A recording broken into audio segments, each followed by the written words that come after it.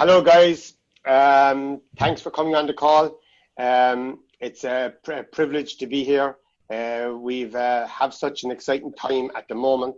Cloud Token is taking the internet by storm. Everybody from all over the world now that's involved working online is after hearing about this project. We're privileged to be a part of it. Ronald, myself and Matthias are really excited. We've been in the industry for a long time, and we must say in our 11 years working online, this has been the most exciting project to date, and we've been fortunate enough to be involved in some previous good projects. So thank you for that, and it's a privilege. The first question me and Matthias would like to ask is, where we are now, what's coming next over the next 4 to 8 weeks in this project? Hi. Okay. It's a very good question, Paul. So basically, we're working on very exciting things to come in the 2 months down the road. Actually, especially for the celebration event that we're going to have in KL in the coming month.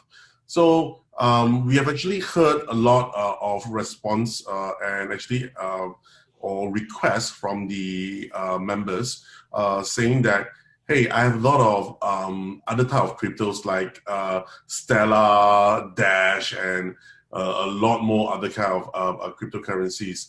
How can I actually put it into the Cloud Token wallet, which we do not support now, right? So in the next coming weeks or week, okay, we'll be launching an atomic swap feature.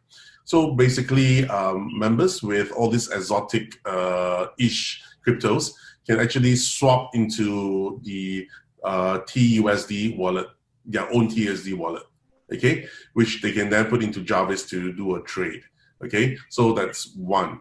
And the second thing that is coming is this. Because of the current and the fluctuating market, okay, a lot of accounts whereby they have actually put in a lot of Ethereums is actually below the 500 level, right? And we have seen a lot of them actually taking it out and then converting it into USDT and then putting it back in again. But because the USDT that we're using is actually ERC20, not a lot of places actually supports it, right? So basically, in this coming weeks or week or so, in the project feature itself, there is an option for you to actually swap it directly from Ethereum into TUSD, which you can then actually pump it up to become 500. That will save you a ton of cost and a ton of time. So that is the fastest things that's coming at this week or so. Now, we have also said that we're coming out with a prepaid card, right? The MasterCard system. The KYC would come through in 2 or 3 weeks' time, whereby members that is C2 and above can actually start to actually use the third-party KYC to apply for the card. And once your KYC process is done and you are approved, okay, we would actually that would actually land you a particular spot to actually redeem or to buy the ticket to our Malaysian event. And the Malaysian event itself, you can collect your card and start to activate your MasterCard and start to use it. That is sometime in 2 or 3 weeks, 2 weeks time, I believe or so. Then the next feature that's coming out is the OTA feature, which is like a travel agency feature, whereby because we want all of you guys to come for our Malaysian celebration event, you're able to book your flights, your hotels, your travel arrangements, all through the wallet itself using CTOs. Okay, so all these are coming in a couple of months before the event itself. Yeah. Wow. So guys, you hear that? What we're seeing here is a project where we're seeing true utility. So we're going to have a token all inside one application where we can use on a day-to-day basis. Like, I know many crypto assets out there have some great features, but I'm not sure of anyone out there will have so much utility attached to it, which is fantastic. Ronald, another thing I want to ask if you could elaborate on as well. There was some talk before of that regarding the reserve pool. So basically, you were talking to an outside party that we could verify that the reserve pool that was there. Can you elaborate any further on this? Yeah, actually, it's good also. Thing is, you know that we have actually registered our company in Australia, and we're trying to get the FSL license, the financial service license, right? And this license itself requires us to have certain criteria in order to get to get it. And one of it is to have a third party to look at or to audit the assets that we have. And we cannot look for a traditional financial institution because they only verify fiat assets. Now this is a crypto asset. So basically, through our lawyers itself, we are actually looking for a escrow to actually look after the funds. So, and that company would be Ledger. We're trying to work with them. And once this is done, okay, what Ledger would do, or this escrow would do, is to provide a snapshot of the health of this wallet, maybe weekly or monthly. I'm not sure what is the arrangement like yet, to the public. And guys, like, I hope everyone on the call listened carefully to that, because like when we're involved in this industry, transparency is sometimes lacking. And what we're experiencing with this project with Ronald and the team is 100% transparency. And when you have an outside company like Ledger, who are huge and renowned name in the industry, verifying what you have there, that's unbelievable. Now, Ronald, this takes me to my next question. We have a lot of questions around the reserve pool, okay? And a lot of questions like, can you elaborate to people, like, and this is, I'll ask you the question people are asking, and I'll leave you answer it, because for me, this really shows how robust the system is. Can you elaborate, like, we have two pools. One pool is where you deposit into your Jarvis, and the other pool is the reserve pool. So let's say, for argument's sake, in 2 years from now, everybody all of a sudden wants to withdraw their cloud tokens. Can you explain to people, if this happens, how the system is so robust and how the system is built to sustain something like this happening?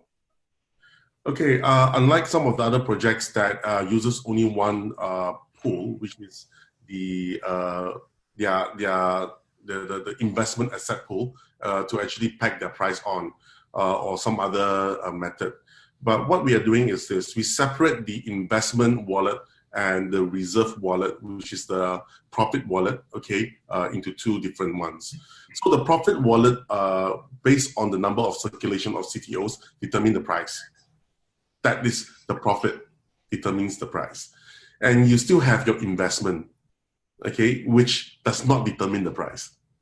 Okay, which means that if there's a big influx of someone coming in with a large fund, it won't actually affect the price at all, because we have not taken this fund to trade. Whatever result that comes from this trade, okay, that will affect the price. Right? Is that clear enough? Yes, right. Very clear. Yeah. So basically, trading is only one portion of how the profit price the profit wallet will actually gain more assets. One of the things that we're working on closely is with merchants. Okay, of course, you know that we are a utility wallet. So basically, we're going to have a merchant program whereby that is where we are actually getting our OTC license from Zeza. Basically, what it does is to allow us to have a bank account, okay, in US dollars that is able to do crypto trade. Now, what it means is this. If you are a merchant and you want to accept CTO, Bitcoin, Ethereum, Ripple, Stellar, or whatever kind of tokens you want to receive, okay, normally you are affected with the volatility of the market. But with our program itself, you are able to choose how many percent you want to liquidate and how many percent you want to keep. For example, I am a very small shop. I need liquidity for my business, okay? So I will say that I want to liquidate 95% of whatever I get from cryptos. Okay, So what happens is, like this crypto that is being paid by the user hits our OTC. We sell 95% of it into US dollars.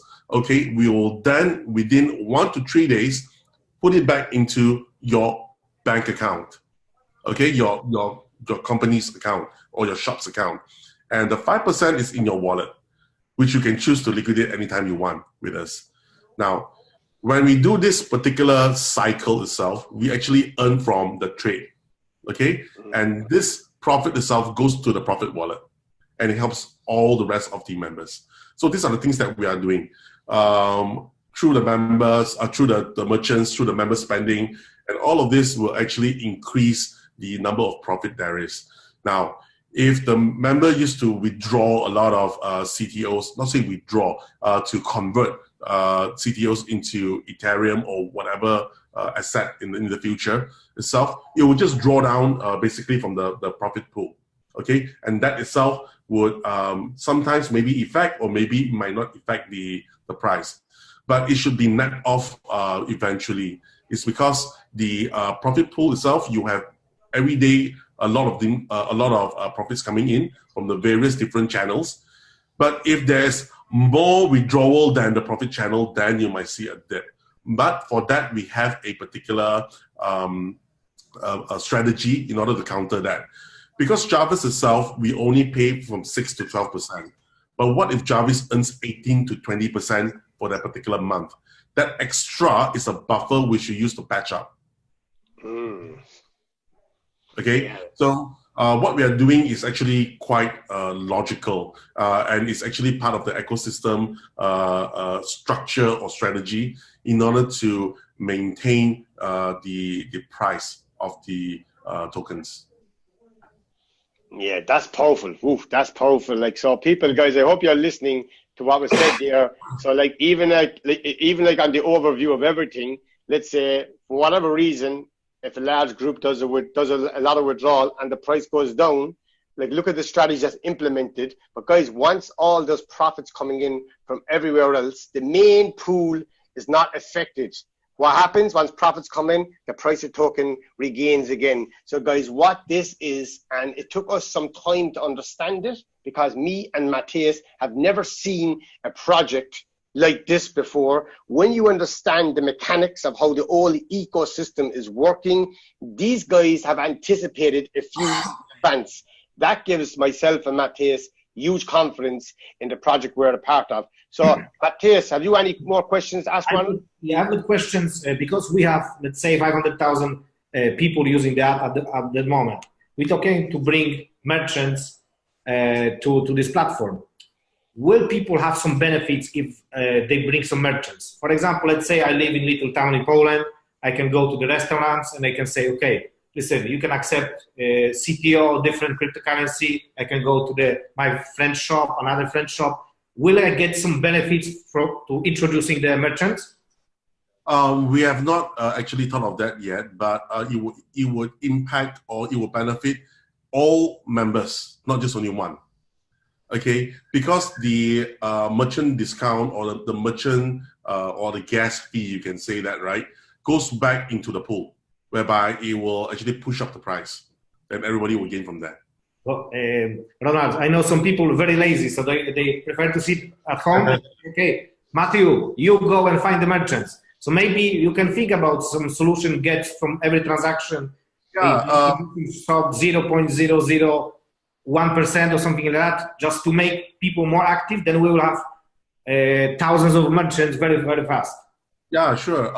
Basically, you could suggest to us, then we will try to see the risk and the implications of it, because we don't want the situation whereby, let's say if you sign up McDonald's and then you get a huge pool and then we have to give you a lot of CTOs, you will make it imbalance again.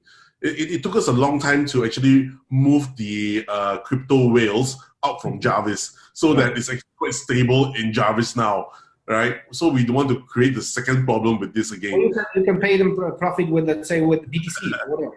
You know? Yeah, it might happen.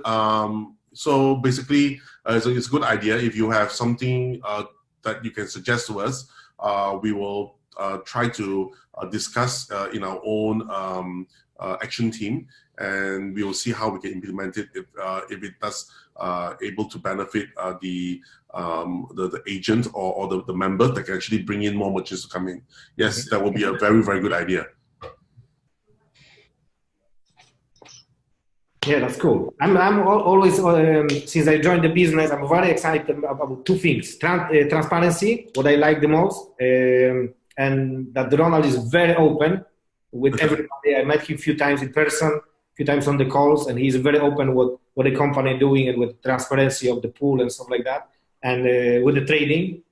And the second part, I've always, since I joined the crypto world, for me, very important is that we creating around the token, the ecosystem, so we can spend the token. Because let's say I hire some programmers and I create X coin or X token. If there is no community and no ecosystem built, there is no value in this. So what I like the most, that you're creating a lot of ways that we can spend our CTOs and stuff like that, and ways that there is more income, there is more funds coming into the reserve pool. That's what I like a lot. I'm the mathematician, so I calculate all the time what can be happening in the future if we have a lot of merchants, a lot of transactions. The more transactions, the pool will grow faster and faster. So, guys, we have a very small price, to be honest, today, about 47 cents, very small price. But when the company will bring, let's say, within the next 6 months, a lot of things to the ecosystem, then I believe the price will start growing faster. And also, what's very important, will be very sustainable price and stable price. It won't be like going up very fast and jump down, because everybody will use the merchants. So I think this will be very, very stable price. Yeah. So basically, when we designed this model, about 3 years ago, we thought about one thing. We asked ourselves, okay, what is the basis of a currency? What is the currency being backed by? Of course, now we know that a currency is backed by the number of business that is done, the GDP of the country, and all of these things, plus the debt and all of these things. It actually creates the value.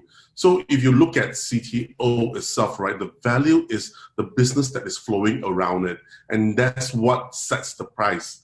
Not like the ICOs that you see there, which is all by sentiment. Even if you look at Bitcoin, it's based on sentiment. Look at Ethereum, it's based on sentiment. That's why it can go super high one day and drop to absolutely a very crazy low price in the next, because there's nothing there to actually support it. There's no business to support it. Why traditional investors can't understand crypto is because it's not supported by anything. What CTO is taking crypto and making it logic again. It needs to be supported by business, supported by people. So that's what we are trying to build now. Because to be honest, because you've got the reserve pool, you could buy gold for this, for example, only, and it could be backed by gold because you've got the pool. Yeah, it could actually, yes. We were actually discussing and toying with it, right? So if I were to actually buy gold and store it, then it's good. But the problem is, you guys need to withdraw. So I have to take the gold and sell it back to Ethereum and come back again. That will be kind of a waste of the time, right? Yeah. So we have toyed with a lot of ideas in the beginning. And guys, before we finish up, what's very important as well to understand is this. We've been involved in some really good projects in the past few years. And, some of the owners had a great vision. And the vision was to build something with true utility. But the problem that we encountered wasn't the owner's vision. It was the technology to back it up. Sometimes what happens in companies, they have to outsource the technology and rely on a third party. In this project, we discovered very early on, we have the technology. Ronald's background is in this space. So Ronald doesn't have to depend on somebody else to deliver on what he's delivering. So like if you go into any project, you know, if you bet on the technology, you're over halfway there. What you just need then behind that is a team that's integrity is there, the honesty is there, and the transparency is there. And I think right now, with the timing where we are right now, all the components are fitting together. So guys, we're setting ourselves up for the next few years. We're taking this business by storm. We're 100% focused on cloud token. We will not look or entertain any other project in the marketplace. This is where all our focus is now. So we encourage all of you guys to jump on board with us with this project. We do a lot of traveling all over the world. We do a lot of tours. Guys, we're setting ourselves up. Ronald, I want to really thank you from myself, from Matthias, from everybody around the world who's looking right now for this amazing project. You're transforming lives all over the world. So thank you so much, Ronald. Thank you. Thank you, Ronald. Thank you. Thank you. Take care, guys. Bye-bye.